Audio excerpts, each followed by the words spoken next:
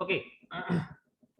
So last class, ये जो कल क्लास हुआ था उसमें मैं समझा रहा था कि IP address and what is the motto of IP address and domain name server, domain name system. So उसी से मैं कंटिन्यू करना चाहूंगा। एंड वन थिंग, मैं एक छोटा सा रिकैप करके मैं आगे बढ़ रहा हूँ। बेसिकली मैं जिस जो जो बोलने वाला था, जो बोला था क्लास कल, वो है how to what is internet first, what is web. तो इंटरनेट एंड वेब का क्या डिफरेंस है, एंड हम लोग क्या इंटरनेट को कैसे एक्सेस कर सकते हैं ये हम लोग बोल चुके हैं, एंड वेब को कैसे एक्सेस कर सकते हैं ये भी हम लोग बोल चुके हैं। सो वेब को कैसे एक्सेस कर सकते हैं, दैट वेब इज बेसिकली ये कलेक्शन ऑफ पेजेस। सिंपली एक कंप्यूटर रखा हुआ है, इस कंप्यूटर के अंदर collection of pages is called web. तो अब एक कंप्यूटर के अंदर अगर बहुत सारे पेज तुम बना के रखे हो, तो अब उस पेज को कैसे एक्सेस करेंगे? उस पेज को एक्सेस करने के लिए दो चीज जरूरी है। First, internet, internet facility in your system. जिस क्लाइंट, जिस मशीन से तुम उस मशीन तक पहुंचना चाहते हो, इंटरनेट उस मशीन में चाहिए। दूसरा, वेब ब्राउजर चाहिए, जिस ब्राउजर के थ्रू तुम कॉल करोगे पर्टिकुलर उस पेज को। एंड मैं पेज को कॉल करने के time I need the IP address. So वो चीज, IP address means IP address of that particular server. तो सर्वर का आईपी एड्रेस हमको बहुत जरूरी है। सो अब हमको ये चीज क्लियरली अंडरस्टैंडेबल होना चाहिए कि हाँ, आईपी एड्रेस तो जरूरी है। Okay, very good. IP address के साथ साथ आईपी एड्रेस हम लोगों को याद नहीं रहता है। दैट्स अ सिंपल थिंग जो मैं समझाने का कोशिश कर रहा हूँ। जो आईपी एड्रेस होता है वो एक्चुअली हम लोग को याद नहीं रहता है। So I generally forget that particular numbers, but I can recall the names. जैसे कि तुम लोगों के साथ भी मेरे मेरे साथ होता है। आई can recall your names, but I can not recall your roll number. याद नहीं रहता है रोल नंबर बहुत सारा, बिकॉज ये स्पेसिफिक एक जेनेरिक मैटर है कि हम लोगों का नॉर्मली हम लोग नंबर को याद नहीं रख पाते हैं, बट नाम को याद रह जाते हैं। मतलब हमको नाम को याद रख सकते हैं। So that's why I need a matching of this IP address and some names. तो आईपी एड्रेस के साथ उसका पर्टिकुलर नेम को मुझे मैच करना जरूरी है। तो अब उस नेम को क्या बोलेंगे? That is called domain name. This is called basically domain name, जो मैं ये तुम लोगों को समझा चुका था कल। यहीं से हम लोग आगे बढ़ेंगे। तो this is called domain name. Actually domain name means I have the name of उस आईपी एड्रेस से एसोसिएटेड जो नेम है, उस यूनिक नेम को बोलेंगे domain name. So that domain name is also should be unique, should be unique. Domain name दो Google नहीं हो सकता। domain name should be also a unique name. So here it is written, it is most web browsers do not use IP address to locate website and individual pages. Website हम लोग का IP address से नहीं करता है। नहीं करता है मीन्स हम लोग क्यों नहीं करते हैं, लेकिन हम लोग अगर IP एड्रेस से कॉल करेंगे, ये will recall, will call, but हम लोग को याद नहीं रहता है, तो हम लोग को डोमेन नेम एड्रेसिंग का जरूरत पड़ेगा। So that's why a domain name is a unique name. See very carefully, a domain name is a unique name associated with a specific IP address by a program that runs on an internet host program. So that's the very clearly understandable. This is a domain name is unique name associated with a specific IP address. ये जो अब एक programme के through ये दोनों को match जो किया जाएगा, domain name and IP address, ये जो मैच किया जाएगा, where it is called domain name system, domain name software. तो जहां पे ये दोनों का मैचिंग स्टोर रहता है, तो बेसिकली हम लोग रिकॉल करेंगे नेम से google.com हम लोग लिखे, बट वो एक्चुअली डोमेन नेम सिस्टम पे जाके convert into the IP address, and then IP address से वो कॉल होगा, उस पेज को कॉल किया जाएगा। So that's the simple concept of this is the way to access the web pages. So that जो होस्ट कंप्यूटर में ये सॉफ्टवेयर रन होता है, डोमेन नेम सिस्टम रन होता है, this is called domain name server. So we have a domain name server.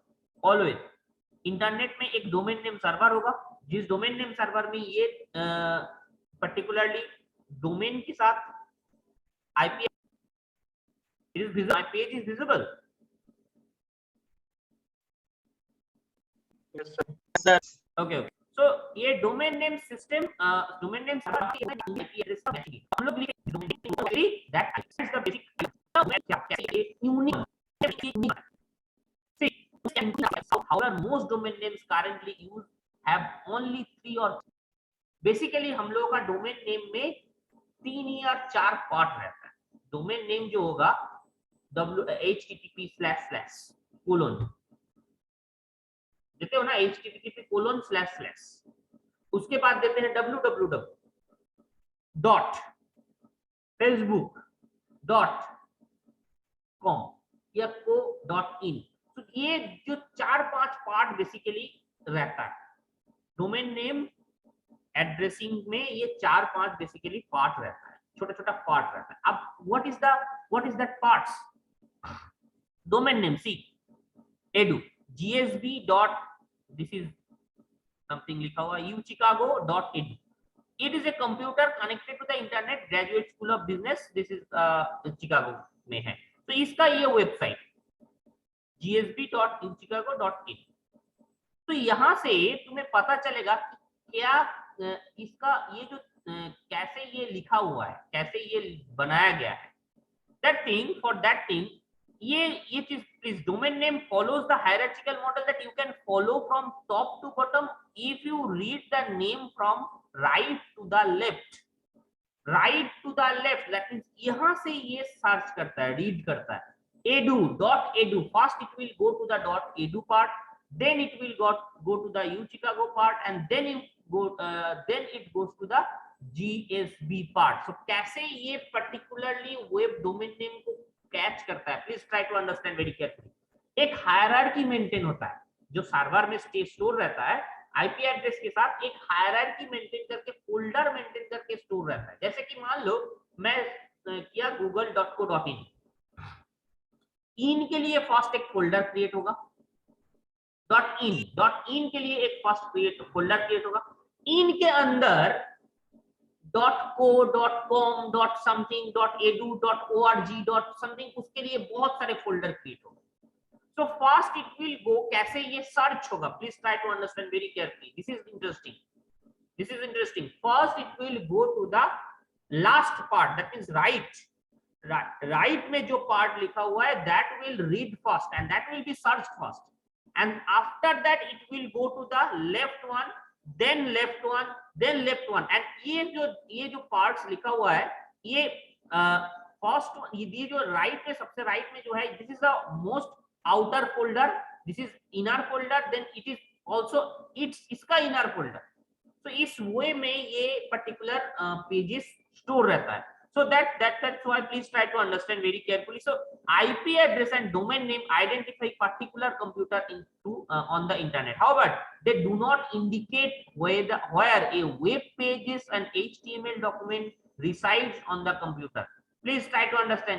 ये define नहीं करता है यूनिफॉर्म रिसोर्स लोकेटर, कभी ये define नहीं करता है URL, कभी भी ये define नहीं करता है कि ये HTML पेज उस कंप्यूटर में है या नहीं। प्लीज ट्राई टू अंडरस्टैंड, उस कंप्यूटर में जहां पे डोमेन नेम सर्वर है वहां पे HTML पेज स्टोर नहीं रहता है। HTML पेज स्टोर रहता है कि उस URL का जो IP एड्रेस है उस IP एड्रेस वाला computer. That's the, please try to understand very carefully कि ये ऐसा नहीं है कि जिस कंप्यूटर में हम लोग डोमेन नेम सिस्टम स्टोर करके रखे हैं उसी सिस्टम में HTML पेज होगा। नो, HTML पेज होगा सर्वर में। ओनली एक सिस्टम है जिस सिस्टम के अंदर ये डोमेन नेम सर्वर स्टोर है, जहां पे जाके first it will catch the domain name to, it will convert it to the domain name to IP address, and then it will go to the IP address part, and then it will go to that particular home page. So in this way the page records. So URL 4-part addressing scheme tells the web browser. So URL क्या ये बोलता है, please try to understand what transfer protocol to use transferring the file. That's why http://. तो first part, ये first part बोलता है कौन सा प्रोटोकॉल के थ्रू ये फॉलो होगा। HTTP is a protocol, HTTP is a protocol, hypertext transfer protocol. So that means जो भी हाइपर, इसीलिए इसको बोलते हैं HTML, hyper text markup language. This is also hyper text language. तो जो भी हाइपर टेक्स्ट लैंग्वेजेस है वो हाइपर टेक्स्ट ट्रांसफर प्रोटोकॉल के थ्रू तुम्हारे सामने आएगा. Hypertext transfer protocol is a protocol. Now what is protocol? Protocol is a set of rules. जब भी कोई पेजेस या जब भी कोई काम तुम इंटरनेट में कर रहे हो, ये इंटरनेट में ऐसा नहीं है कि रैंडमली कुछ भी मैं कर सकता हूँ. कोई ना कोई प्रोसेस के थ्रू, कोई ना कोई पर्टिकुलर वे के थ्रू ये कंप्यूटर के अंदर रन हो रहा है. कोई ना कोई रूल के, कुछ रूल के बाहर कुछ नहीं हो रहा है. उस रूल के बाहर कुछ करोगे तो वो कॉल नहीं होगा. So that's why this is called set of rules. वो जो set of rules लिखा हुआ है, that HTTP protocol. तो HTTP प्रोटोकॉल के थ्रू वो फाइल ट्रांसफर होगा. वो फाइल जब ट्रांसफर होगा, वो जो प्रोटोकॉल का जो भी रूल्स है, वो रूल को मानते हुए जिस प्रोटोकॉल के थ्रू तुम कॉल कर रहे हो, वो प्रोटोकॉल के थ्रू ही उस प्रोटोकॉल को फॉलो करते हुए ही वो फाइल ट्रांसफर होगा. वो पिसर. Now, second, domain name of the computer on which the file resides. That means इस जिस कंप्यूटर में ये फाइल है उसका डोमेन नेम, मेनली वो पार्ट है domain name. Second portion is that actual domain name. That means Google, Gmail, Facebook is that domain name. Third part, the path name of the folder or dictionary on the computer on which file resides. That means ये path follow करते हुए मुझे ये reside इस file के अंदर जाना है. That means path name बाद में है इसका. .co.in ये path है. And lastly slash देके हम लोग लिखेंगे फाइल नेम.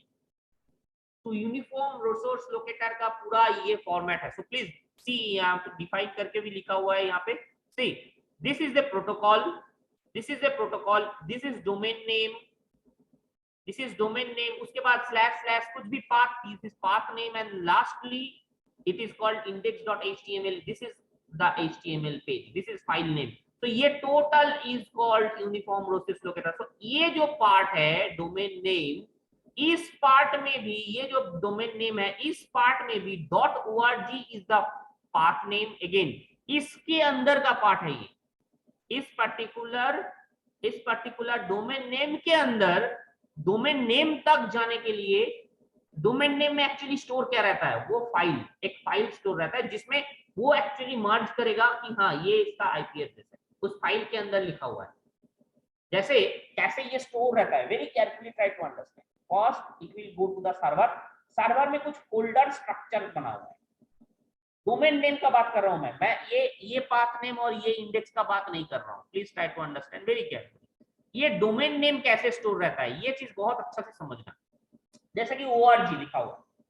अब org, जैसे कि तुम एक पर्टिकुलर डोमेन नेम सर्वर में गए, वहां पे बहुत सारे फोल्डर बना हुआ है. डोमेन नेम का बहुत सारे फोल्डर बना हुआ है. फर्स्ट कौन सा फोल्डर होगा? फर्स्ट होगा लास्ट पार्ट.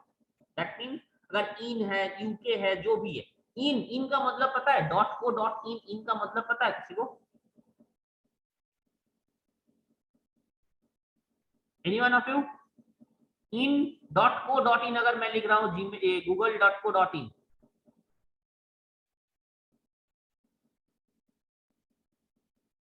.in का मतलब पता है? बोलो anyone?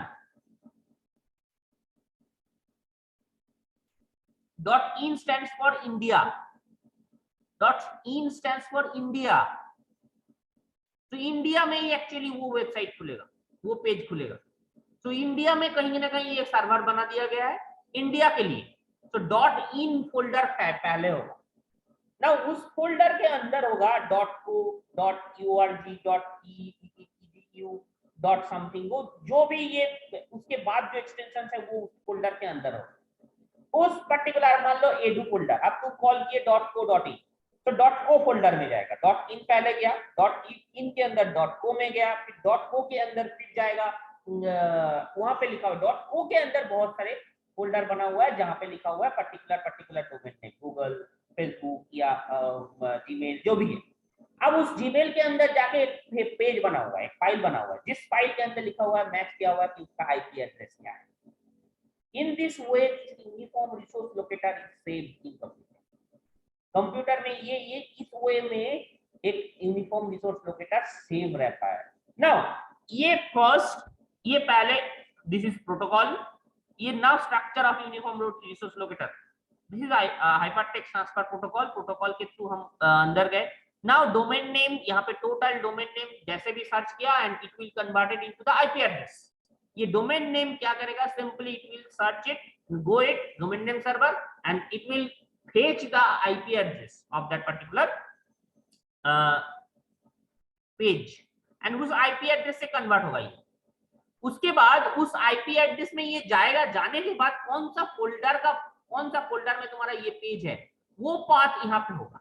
This path is from the not from the uniform locator part, मतलब URL सर्वर का पार्ट नहीं है ये पाथ कौन सा है, तुम्हारा फोल्डर, जिस फोल्डर के अंदर तुम उस HTML पेज को सेव करके रखते हो, that folder name is should write here and then it will go to the index.html. so जब भी तुम एक कोई वेबसाइट बनाओगे, आप तुम्हें क्लियरली समझ में आ गया होगा, जब भी तुम कोई वेबसाइट बनाओगे, रैंडमली कोई फाइल को मैं सेव कर दूंगा और वो चीज एक्सेस हो जाएगा, ऐसा नहीं होगा।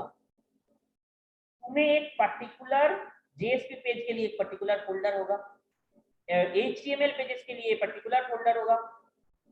जो भी पेजेस तुम बना रहे हो, वो सारे पेजेस, होम पेज एक पर्टिकुलर फोल्डर में होगा, एक पर्टिकुलर फोल्डर ऑर्गेनाइजेशन जरूरी है।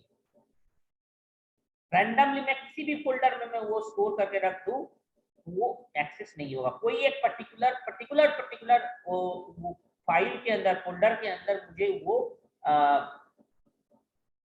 पेजेस स्टोर करके रखना है ताकि यूनिफॉर्म रिसोर्स लोकेटर उसको लोकेट कर पाए। So that is the way to access the web. This is actually web. This is a part of web.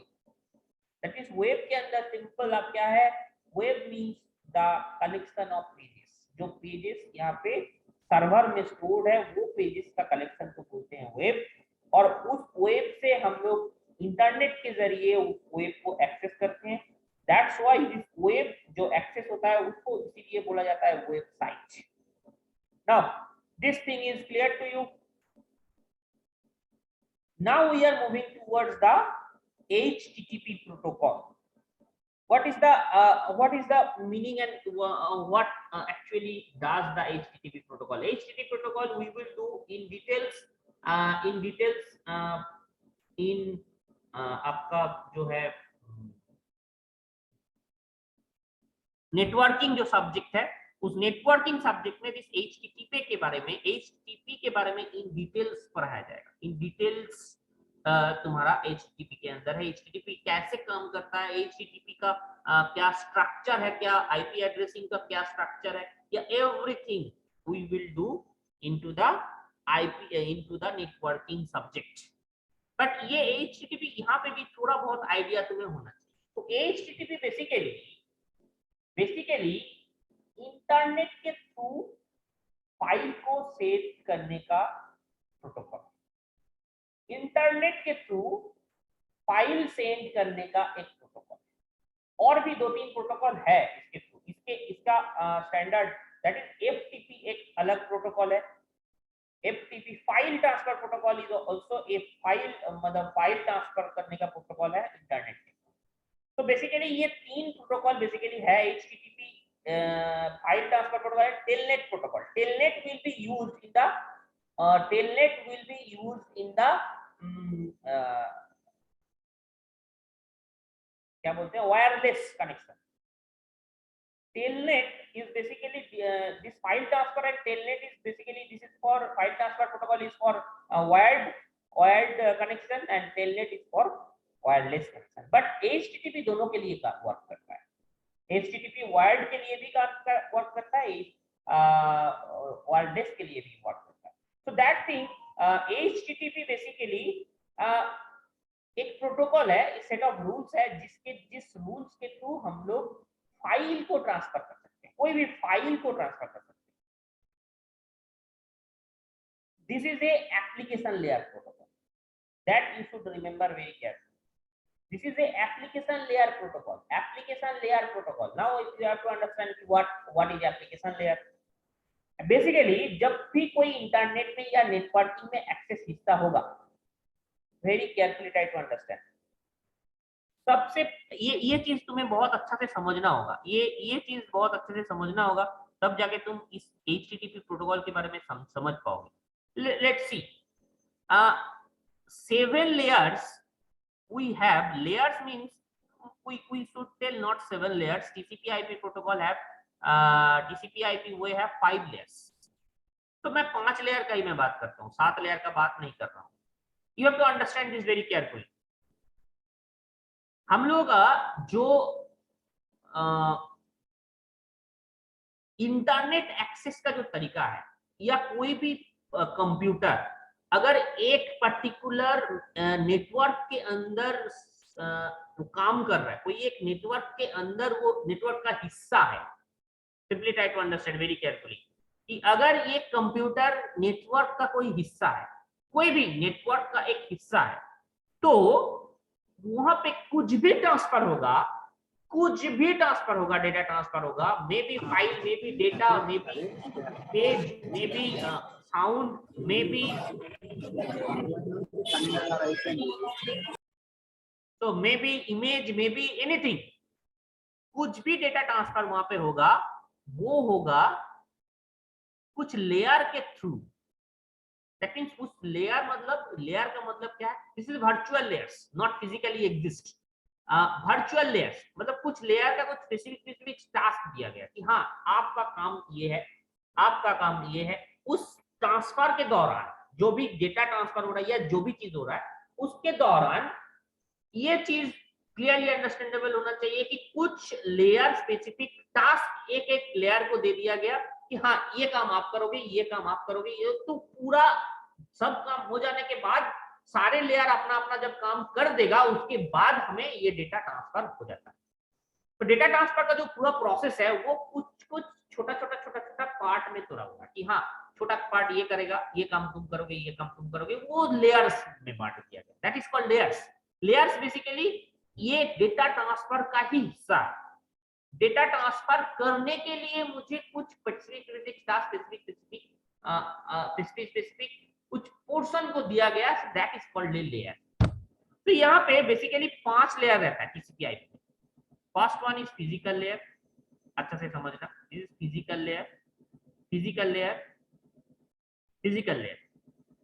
Next है डेटा लिंक लेयर, इसके ऊपर है डेटा लिंक लेयर। उसके ऊपर है नेटवर्क लेयर। बेसिकली TCP/IP का मैं बात कर रहा हूँ, मैं OSI मॉडल का बात नहीं कर रहा हूँ। जो लोग जानते हो वो थोड़ा सा कंफ्यूजन नहीं होना चाहिए। मैं TCP/IP बात कर रहा हूँ, OSI लेयर का बात नहीं कर। That's why I have told 5 layers. OSI में 7 लेयर्स रहता है।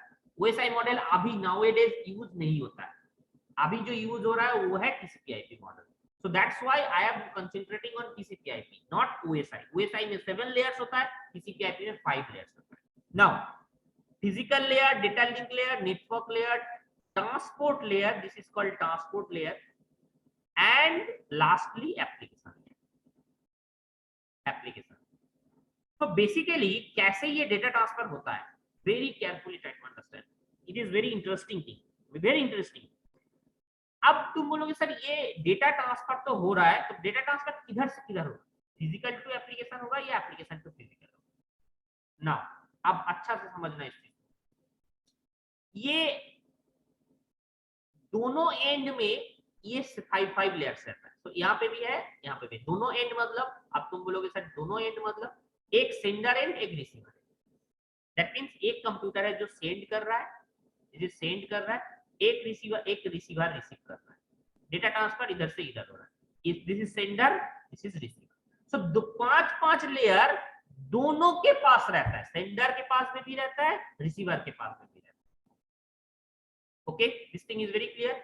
नाउ सेंडर एंड में तुम जैसे डेटा, एक व्हाट्सएप, मान लो व्हाट्सएप को मैं एग्जांपल लेता हूं। व्हाट्सएप से तुम डेटा ट्रांसफर कर रहे हो, हाई लिख दिया किसी को, वो मेरा कहां पहुंचता है, व्हाट्सएप में ही पहुंचता है। बीच में कुछ काम होते हुए आता है, मैंने मान लो कुछ हाई लिखा तुमको, तुम्हारे पास जब पहुंचेगा, मेरा भी वो व्हाट्सएप है, तुम्हारा भी वो व्हाट्सएप ही है जिसके पास वो डेटा पहुंचता है। Clearly understandable? सो एप्लीकेशन, अब तुम किस उसको क्या बोलते हो, व्हाट्सएप को क्या बोलते हो, एप्लीकेशन बोलते हैं ना हम लोग। WhatsApp is app, application. Gmail जो ऐप बना हुआ है तुम्हारा मोबाइल में, दिस इज एप्लीकेशन। जो भी हम लोग ये सॉफ्टवेयर यूज कर रहे हैं, दैट इज एप्लीकेशन। तो यहाँ पे तो हम लोग दैट मींस अच्छे से समझना, ये सेंडर एंड का एप्लीकेशन है, application layer, that is called application layer, that's why. और ये रिसीवर एंड का एप्लीकेशन है, application to application data transfer हो रहा है, application to application data transfer हो रहा है। तो अब डेटा ट्रांसफर इसका मतलब कैसे हो रहा है, तब application to application data transfer हो रहा है। Please try to understand very carefully. तुम्हारा भी उसको एप्लीकेशन ही बोलेंगे, हम मेरे पास जो आएगा वो भी एप्लीकेशन ही है। तो application layer to application layer data transfer हो रहा है, बीच में ये सफर करते हुए ये आ रहा है। तो this is the way to data transfer. तो बीच में ये काम करते हुए आ रहा है, फिजिकल लेयर डेटा सेंड किया, उसके बाद physical layer actually data send नहीं करता है, नेटवर्क लेयर डेटा सेंड किया, ये एक्चुअली कुछ हेल्प करता है, ये दोनों लेयर इस दोनों को कुछ हेल्प करता है। क्या हेल्प करता है हम बताएंगे। अब उसके बाद ये data actually network layer data transfer किया यहाँ से यहाँ, उसके बाद फिर यहाँ से इधर मूव किया या एप्लीकेशन में पहुंचा। तो अब ये डेटा ट्रांसफर मतलब यहाँ से यहाँ इस तरह का डेटा ट्रांसफर, बीच में ये कुछ लेयर कुछ काम करके इसको कंप्लीट करवा रहा है। दिस इज द वे। अब मैं ये क्यों समझा रहा हूँ, दिस इज द वे। अब मैं ये एग्जैक्टली इसका काम क्या है, मैं इतना डिटेल्स में मैं नहीं जा रहा हूँ कि ट्रांसपोर्ट लेयर में क्या काम है, नेटवर्क लेयर का क्या काम है, डेटा लिंक लेयर का काम क्या है, फिजिकल लेयर का काम क्या है, इतना डिटेल्स में मैं नहीं जा रहा। सारे काम कुछ ना कुछ काम कर रहा है, बट ये एप्लीकेशन टू एप्लीकेशन डेटा पहुंच रहा है। तो नाउ ये जो प्रोटोकॉल है, दिस HTTP जो प्रोटोकॉल है, ये प्रोटोकॉल यहां पे काम करता है। तो दैट मींस एप्लीकेशन लेयर पे काम करता है, दैट्स यू शुड रिमेंबर। ये एप्लीकेशन लेयर पे काम करता है, that means this HTTP always works in browser. Browser पे जो डेटा शो करने का तरीका है वो है HTTP, फाइल ट्रांसफर प्रोटोकॉल में। अब ये HTTP आप तुम बोलोगे सर इसका मतलब क्या है, ये पूरा पाथ में पूरा काम नहीं कर रहा है। HTTP पूरा पाथ में काम नहीं कर रहा है, that's the very simple thing you have to understand. HTTP पूरा पाथ में काम नहीं कर रहा है, पूरा पाथ में काम कर रहा है और भी बहुत सारे प्रोटोकॉल है। ट्रांसपोर्ट लेयर में कुछ प्रोटोकॉल है, नेटवर्क लेयर में कुछ प्रोटोकॉल है, डेटा लिंक में कुछ अलग प्रोटोकॉल है, फिजिकल में कुछ अलग प्रोटोकॉल है। ये सारे प्रोटोकॉल यहाँ पे इन्वॉल्व है। जब डेटा सेंड हो रहा है सारे प्रोटोकॉल यहाँ पे इन्वॉल्व है, बट ये काम कर रहा है ब्राउजर के अंदर। That's why we have to write HTTP in browser. Browser पे इसीलिए हम लोग को HTTP या HTTPS ये चीज लिखना पड़ता है, ये चीज लिखना पड़ता है। सो इस एप्लीकेशन लेयर में बेसिकली मैं ये समझाने का कोशिश कर रहा था इतना देर से कि ये एप्लीकेशन लेयर में हम लोग का ये HTTP काम करता है। That the basic thing you have to understand. Okay, is the thing clear? Now how to find this information on website? Now simple कैसे इंफॉर्मेशन सर्च करोगे, दो तरीका है। Directly you can write the URL, directly you can write the URL or you can write the part of URL. तो basically हम लोग का यही मोटो है कि हम लोग so we can write simple search by topic और search by keywords. तो बेसिकली हम लोग डायरेक्ट URL को मैं सर्च कर सकता हूँ, URL को लिख सकता हूँ www.gmail.com और मैं सिर्फ Gmail लिख के भी सर्च कर सकता हूँ, इट विल कम। तो दो वे है हम लोग का इंफॉर्मेशन सर्च करने का, जिस ये हम लोग जानते हैं। तो बेसिकली हम लोग ज्यादा समझने का जरूरत नहीं है, ये तुम खुद भी जानते हो, मैं जस्ट रिकैप किया। याहू गूगल सब इसको ऑफर करता है। तो याहू यहाँ पे लिखा हुआ है याहू, बट गूगल भी सेम दोनों चीज को ये एक्सेप्ट करता है और it will search the appropriate website. Now we are moving towards the static and dynamic. That is already we have gone through, but ये चीज बोल के ये फर्स्ट यूनिट ओवर हो जाएगा। अभी ये खत्म करेंगे तो first unit should be over. तो स्टैटिक वेबसाइट मैं बोला था, static website simply one page is stored the server format in the client web browser. That means यहाँ पे वेब ब्राउजर में जो डिस्प्ले होता है वो actually static web page. Dynamic web page में you can change your own contents, you can create your own contents whenever you are calling, whenever you are running the web page। Web page जब तुम कर रहे हो तो तुम कुछ value देके अपना कंटेंट्स, अपना थीम, अपना कुछ चेंज कर सकते हो। तो अपना तरीके से वो वेबसाइट को ड्यूरिंग रन टाइम, मैं प्रोग्राम के टाइम नहीं बोल रहा हूँ, प्रोग्राम के टाइम कोई भी प्रोग्राम अगर तुम करोगे तो कोई भी चीज चेंज हो जाएगा, स्टैटिक भी चेंज हो जाएगा, डायनामिक भी चेंज हो जाएगा, but during run time you can not change the appearance of the website. Static, dynamic you can change your appearance of the website and you can change by putting your own value, that's the simple। तो ये web page HTML से बनता है, static web page HTML से बनता है, मैं ये इससे पहले मैं तुम लोगों को बता चुका हूँ। स्टैटिक वेब पेज HTML से बनता है जनरली, एंड ये web page ASP.NET, PHP, JSP सारे चीज ये डायनामिक वेब पेज बनाने के लिए काम करता है। डायनामिक वेब पेज बेसिकली हम लोग का JSP पेज चाहिए, वो सारे कंटेंट्स चाहिए जिसके थ्रू हम लोग अपना वेबसाइट क्रिएट कर सकते हैं, अपना वेबसाइट चेंजेस कर सकते हैं, अपने हिसाब से मैं चेंज कर सकता हूं। That is the difference between static and dynamic. Static and dynamic already I have told you in the previous classes, I think. So these are the advantages, these are the disadvantages. If you go through it, you can understand this. Advantages is very yeah, disadvantage तो सबसे ज्यादा है कि ये simply personalization नहीं हो सकता। This is the most interesting and most important disadvantage that you know. But this is quick and easy. It is demonstrating is very मतलब it is ideal for, मतलब इससे आगे कुछ है ही नहीं। आइडियल मींस इससे आगे कुछ है ही नहीं, यही फाइनल है टू साइट को लूप देने के लिए। साइट को लूप देने के लिए यही चीज फाइनल है और कोई चीज है नहीं तुम्हारे पास, HTML के थ्रू ही करना है। So that's the thing, advantages and disadvantages. Now dynamic web page, one or two ways, it can be dynamic in one or two ways।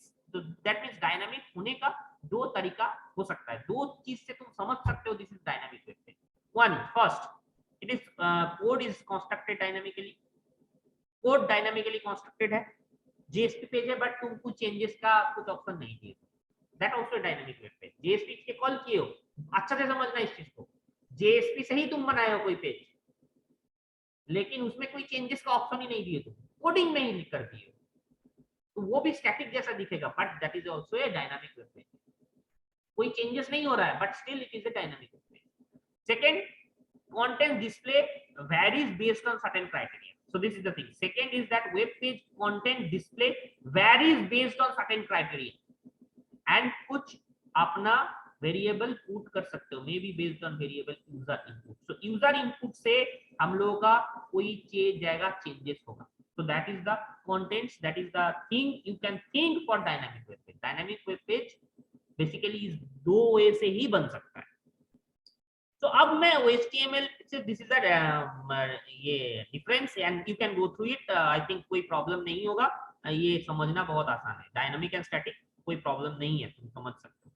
Now how to go to the dynamic HTML page, so that's why my motto, अब मैं next यही पढ़ाने वाला हूँ dynamic HTML। तो dynamic HTML का basic thing बोल के मैं एक्चुअली उस पर्टिकुलर कंटेंट में जाना चाह रहा था।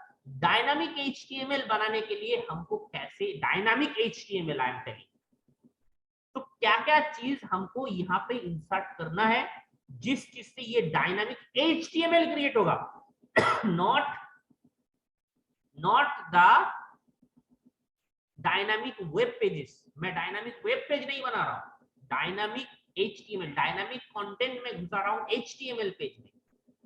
दैट इज द माय मोटो। तो उसके लिए हमको तीन चीज सीखना होगा, XML, XHTML, CSS and scripting language. So scripting language में हम लोग सीखेंगे जावास्क्रिप्ट। तो ये तीन चीज एक्चुअली कॉम्बिनेशन करके हम लोगों को बोला जाता है dynamic HTML. That's the simple thing you have to understand. So तीन का कॉम्बिनेशन, तो ये तीनों का कॉम्बिनेशन को बोलेंगे डायनामिक HTML. डायनामिक HTML के अंदर XHTML पेज रह सकता है. सो XHTML and dynamic HTML, this is not same. extension of HTML, that is XHTML, and ये CSS, ठीक है, कैस्केड स्टाइल शीट CSS. तो ये चीज हम लोग दोनों तीनों का कॉम्बिनेशन करके जब मैं वेबसाइट बनाऊंगा, तीनों का कंबाइन करके, या तीन या दो, जो भी तुम यूज करोगे, ये तीन कंटेंट्स, अगर तीनों में से कोई भी कंटेंट्स अगर मेरा HTML पेज के अंदर है, then it is called dynamic HTML. तो basically XHTML, CSS and scripting language, ये तीन चीज अगर मेरे पास है, then I can tell this is a dynamic HTML page. That's the thing I want to only tell, and this is the finish of the. तो ये DHTML हम लोग नेक्स्ट डे स्टार्ट करेंगे. तो DHTML से हम लोग नेक्स्ट डे स्टार्ट करेंगे. अब क्या, डायनामिक HTML का बेसिक आइडिया मैं बोल दिया, डायनामिक HTML का बेसिक आइडिया मैं बोल चुका हूं. अब यहां से हम लोग XHTML, CSS and scripting language start करेंगे. That is the your unit 2. That is your unit 2. Unit 2 में ये तीन चीज है. तीन चीज पहले हम लोग पढ़ेंगे, उसके बाद हम लोग जाएंगे चीज. Nothing clear? Is nothing clear? किसी को कोई डाउट इस क्लास में?